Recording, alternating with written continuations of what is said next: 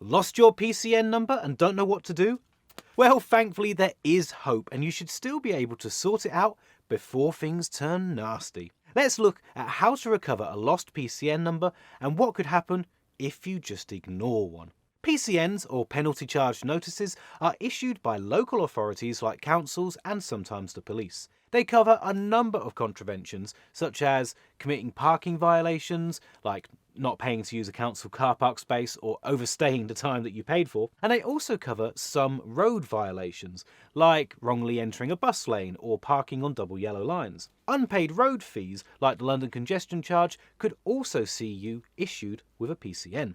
Many people wrongly think that a council PCN is not all that serious, often confusing them with the lesser parking charge notices issued by private parking companies. Whilst these two may look and sound remarkably similar, they're actually quite different in how they work. With council penalty charge notices, they're actually a fine, whereas a parking charge notice from a private company is considered more like an invoice you have to pay. Private tickets, while still not to be ignored, can take a fair while to escalate right up to court, and a private company cannot really force you to pay anything until a judge says you have to do so. Whereas council PCNs are by far the more strict and fast acting of the two, with court action being possible in just over 42 days in some circumstances. PCNs can be either left on your windscreen or sent to you through the post, with no effect on how enforceable they are. Ignore a council penalty charge notice,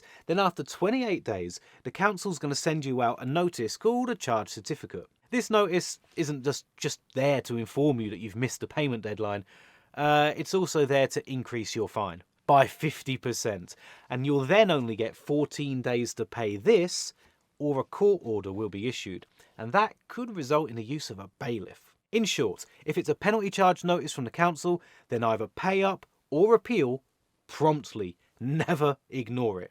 So you want to make a payment or appeal, but of course if you're watching this, then you've likely lost your PCN number and can't do so. It might seem silly, but the council won't let you appeal or even pay them some money until you provide the code that was on the original PCN. Therefore, your first port of call should be to contact the council who runs the car park or public land or road where the contravention actually took place. You can usually find information about parking by looking online and using free services like Google Maps to pinpoint the address where the original contravention occurred. From here, it should be simple to find out which council oversees that area.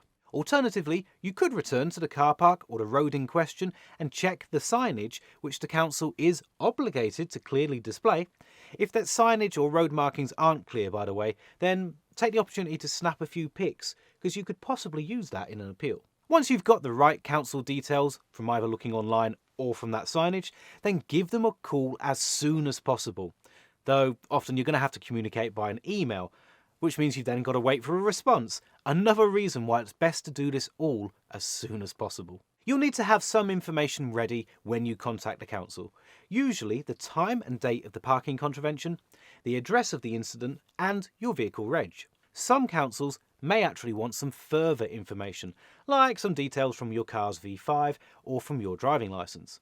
Simple enough for most of us, except if you had a hire vehicle, in which case be prepared for quite a bit of back and forth communicating between all the different parties. Eventually you should be able to find or be given your PCN number, which you can then use to access the normal payment site to pay or to make an appeal. There are quite a number of parking fine loopholes which you could use to appeal against a ticket. If you can prove that certain procedures or requirements were not adhered to, then you might be able to successfully appeal against a ticket. I've already mentioned councils needing to provide clear signage, but there's also a 10-minute grace period for car parks which might work in your favour. If your ticket is accusing you of overstaying by just a few minutes, then as long as those few minutes are within the grace period, say you overstayed by 6 minutes, then you should be able to use this loophole to get out of having to pay.